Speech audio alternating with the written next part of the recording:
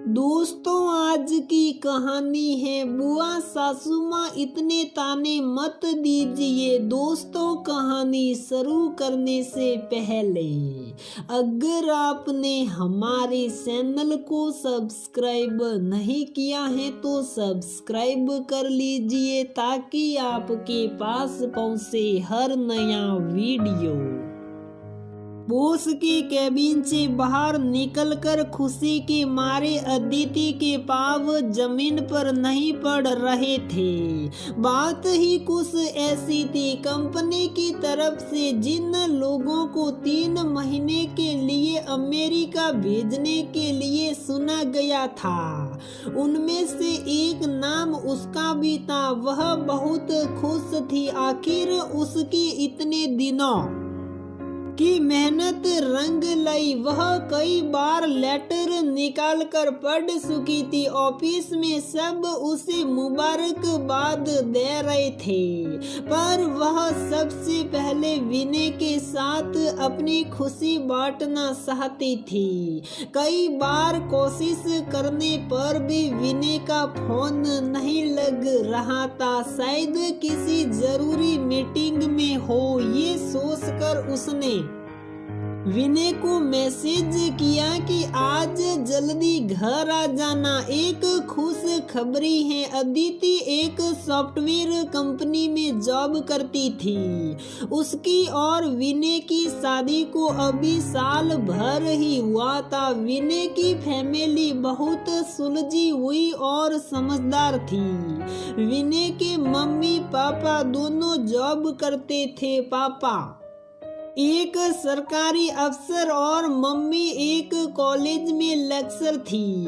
देवर वैभव और ननद वंदिता कॉलेज में पढ़ रहे थे। जल्दी जल्दी ऑफिस का काम खत्म करके वह घर के लिए निकल पड़ी।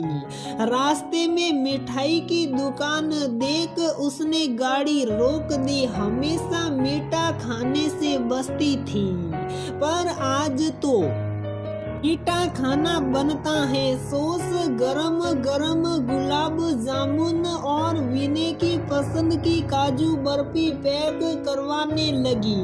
तभी गरम गरम समोसे बनते देख सबके लिए समोसे भी पैक करवा लिए घर पहुंची तो मम्मी जी, पापा जी और वंदिता सामने ही दिखाई दे गई। अरे वाह, समोसे और गुलाब जामुन। भाभी, क्या ये सच है कि मैं बुआ बनने वाली हूँ? अब आप छुपाओ मत, भैया ने हमें सब बता दिया है। आप जल्दी से फ्रेश होकर आओ, मैं तब तक प्लेट में निकाल देती हूँ।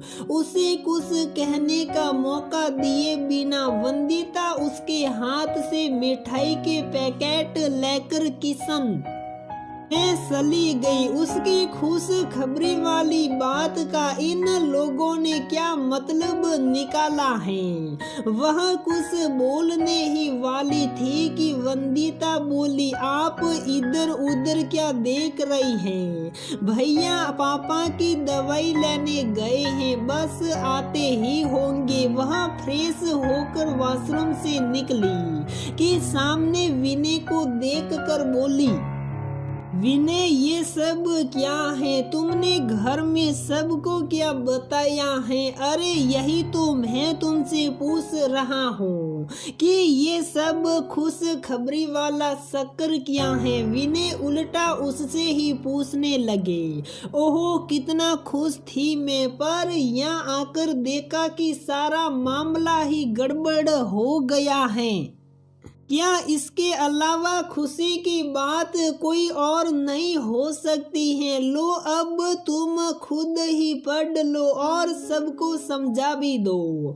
अदिति विनय को लिफाफा पकड़ाते हुए बोली, अच्छा तो ये थी तुम्हारी खुश खबरी, पर मेरा भी तो कुछ ख्याल करो। बंदा तुम्हारे बिना 3 महीने कैसे रहेगा। विनय ने उसकी तरफ प्यार से देखते हुए कहा, अच्छा अब अपना ये नाटक बंद करो, बाहर चलते हैं, सबकी गलत फहमी भी दूर करनी है। अदिति झूठ मूठ की नाराजगी दिखाते हुए बोली। दोनों बाहर जाने के लिए मुड़े ही थे कि तभी अदिति की मम्मी का फोन आ गया। वह उनसे बात करने लगी। तब तक वंदिता ने उसकी प्लेट लाकर उसे वहीं पकड़ा दी। उसने जब अपनी मम्मी को अमेरिका जाने वाली बात बताई तो वह पूछने लगी, क्या विनय भी तुम्हारे साथ जा रहे हैं? नहीं मम्मी, हम हॉलीडे पर थोड़े ही जा रहे हैं, मैं अपनी कंपनी की तरफ से जा रही हूँ। वह तो ठीक है, पर क्या तुमने अपने सास ससुर से इस बारे में बात की है? वह तुम्हें इतने दिनों के लिए अकेले भेजने के लिए तैयार हैं। देखो बेटा, मैं जानती हूँ कि ये तुम्हारे लिए बहुत बड़ा मौका है, पर अब तुम उस घर की बहू हो, इसलिए जो भी कदम उठाओ उसमें अपने सास ससुर और विनय की मर्जी जरूर शामिल होनी चाहिए। मम्मी ने अपनी राय दी। ये आप कैसी बातें कर रही हैं मम्मी?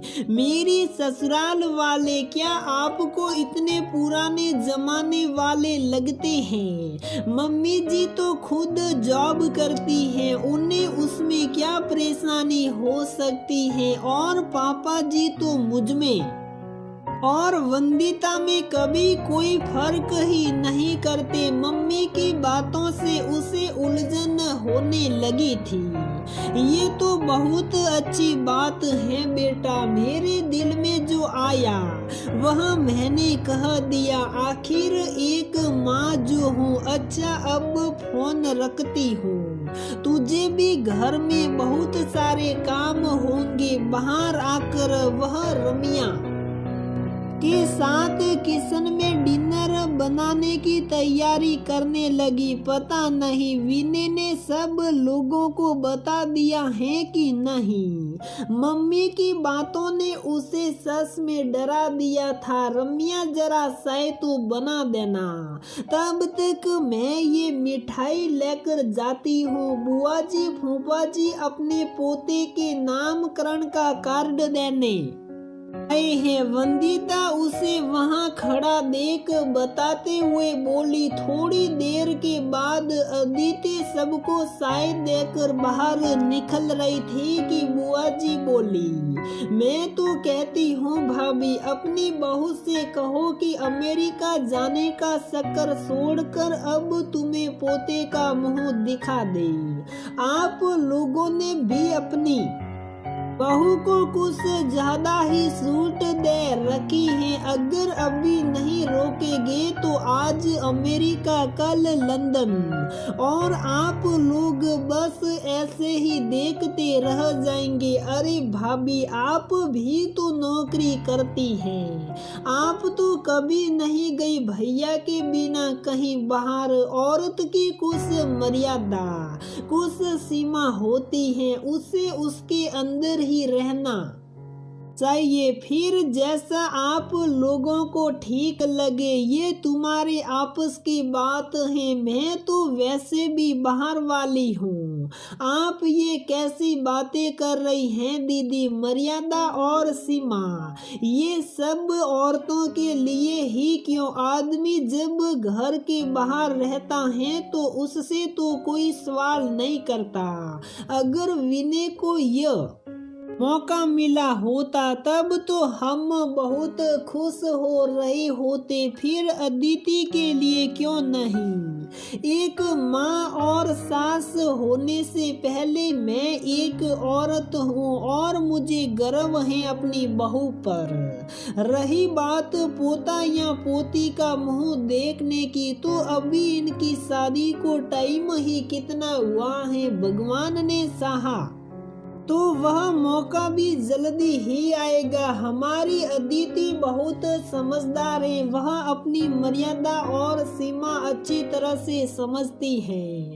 आपको याद है दीदी, मैं पीएचडी करना चाहती थी पर नहीं कर पाई क्योंकि घर वालों से मुझे उसकी इजाजत नहीं मिली। मैं नहीं चाहती कि वही सब मैं अपनी बहू के साथ दोहराऊं। जमाना बदल गया है, आज लड़कियां लड़कों से किसी मामले में पीछे नहीं हैं। मैं एक औरत होकर दूसरी औरत की राह में रोड़े कैसे अटका सकती हूँ? मम्मी जी बोली। तुम्हारी भाभी बिल्कुल ठीक कह रही है सुधा, मैं तो कहता जमाने के साथ तुम भी बदल जाओ। पापा जी बुआ जी से बोले। मम्मी जी पापा जी की बातें सुनकर दरवाजे के बाहर खड़ी अदिति की आंखें भर आई। बुआ जी के ताने के बाद वह मम्मी जी के पास जाकर बोली,